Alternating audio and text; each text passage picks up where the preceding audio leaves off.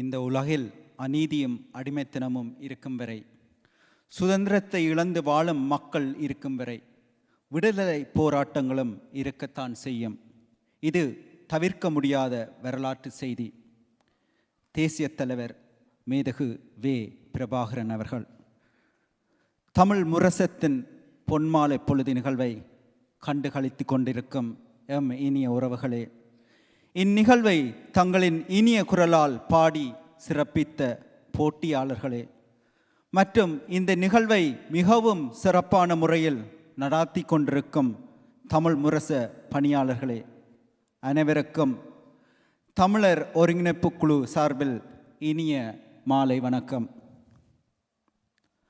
வருடாந்த பொன்மாலை பொழுது நிகழ்வில் தாயக அரசியல் நிலவரம் சார்ந்த தெளிவூட்டலை நாம் வழங்கி வருகிறோம்.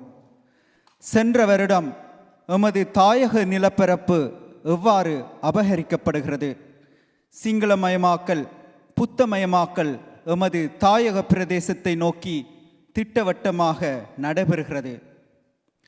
தமிழீழத்தின் பூர்வீக குடிகள் தமிழர்கள்தான் என்பதற்கான சான்றுகள் பலவற்றை எவ்வாறு இல்லாதொழிக்க முனைகிறது சிங்கள பேரினவாதம் என்பதை விளக்க காட்சிகளூடாக கூறியிருந்தேன். அது மட்டுமல்லாது எமது மக்களின் விடுதலை உணர்வு, உரிமைக்காக போராட வேண்டும் என்ற உணர்வலைகள் தொடர்ந்தும் தையிட்டி எதிர்ப்பு போராட்டம், இறுதி யுத்தத்தில் காணாமல் ஆக்கப்பட்டோரின் உறவுகளின் போராட்டம், நில அபகரிப்பு, அடக்குமுறைக்கு எதிரான போராட்டம் ஊடாக வலுப்பெற்றிருக்கிறது என்பதையும் பதிவு செய்திருந்தேன். ஒரு வருடம் கடந்து விட்டது. அங்கு ஜனாதிபதி தேர்தல் நடந்தேறியிருக்கிறது. புதிய கட்சி தேசிய மக்கள் சக்தி அங்கு ஆட்சிக்கு வந்திருக்கிறது. இந்த கட்சியின் பின்னணிதான் என்ன, யார் இவர்கள் என்பதை மறந்துவிடக்கூடாது. ஏவிபி என்ற கட்சியின் வரலாற்றை பார்த்தோமானால், தமிழர்கள் மீது இனவெறியை வெளிப்படுத்தி தமிழர்களுக்கு எந்த உரிமையும் வழங்கக்கூடாது என்று சிங்கள பேரினவாதத்தை கட்சித்து வந்த கட்சிகளில் இதுவும் ஒன்று. இன்று புது வேடம் அணிந்து தேசிய மக்கள் சக்தி என்று தன்னை உருமறைப்பு செய்து ஆட்சிக்கு வந்திருக்கிறது. இவர்களை நம்பி தமிழர்களின் குறிப்பிட்ட வீத வாக்குகளும் போடப்பட்டிருக்கிறது. சின்ன வயதில் நாம் கதை புத்தகத்தில் படித்த நரியிடம் ஏமாந்த ஆடு என்ற கதையாகத்தான் இவர்களை நம்பி போட்டவர்களின் நிலை. ஊழலை ஒழிப்போம், தேசிய பிரச்சினைக்கு தீர்வு வழங்குவோம் என்று வந்த கட்சி தமிழர்களின் உரிமைகளுக்கு தீர்வை ஒன்றை வழங்குமா? அன்பார்ந்த உறவுகளே, ஆட்சி அங்கு மாறினாலும் காட்சி மாறவில்லை. இதற்கு ஒரு சிறந்த உதாரணமாக சில தகவலை முன்வைக்கிறேன்.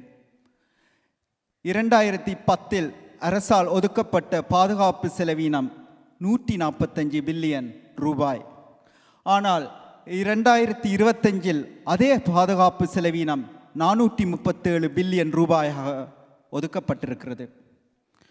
மற்றும் ஆட்சி மாற்றத்தின் பின் படையினர் சார்ந்த அனைத்து பொறுப்புக்கூறலும் நிராகரிக்கப்பட்டிருக்கிறது.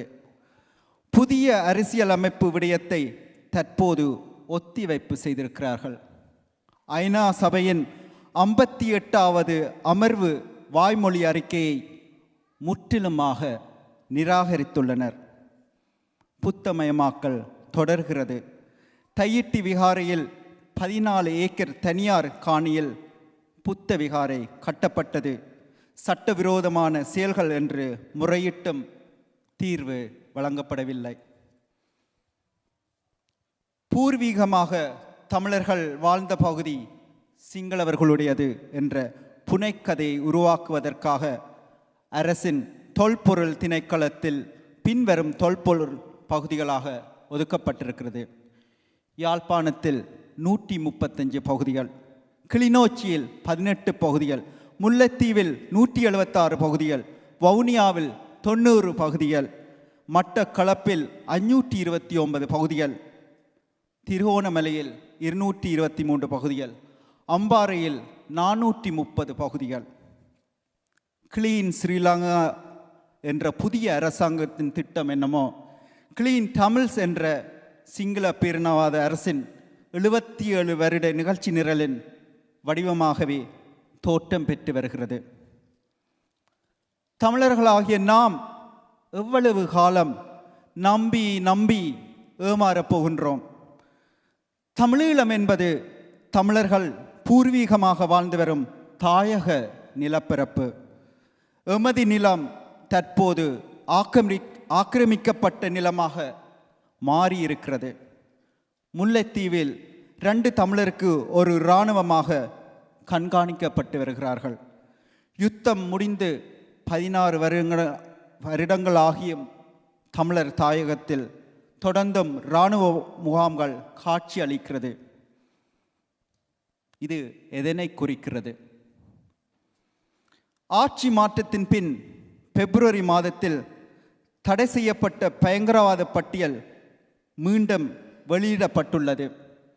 அதில் தொடர்ந்தும் டிசிசி, டிவைஓ மற்றும் டிஆர்ஓ போன்ற அமைப்புகள் தடை செய்யப்பட்டிருக்கின்றன.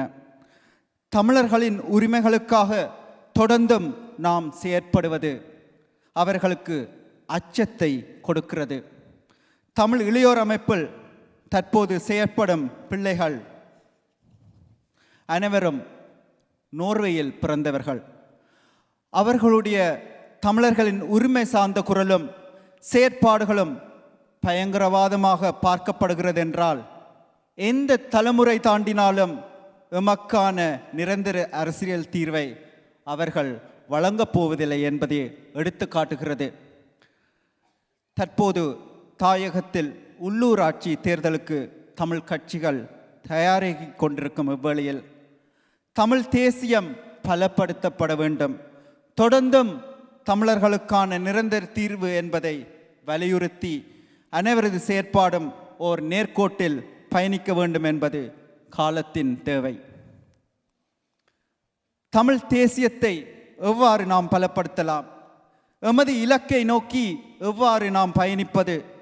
தாயகத்தின் அரசியல் நிலைமைகள் என பலவற்றை மக்களுக்கு தெளிவூட்டி விடுதலை உணர்வை தன் வானொலி சேவையூடாக வழங்கி வரும் தமிழ் முரசத்தின் அயராத பணி தொடரட்டும்.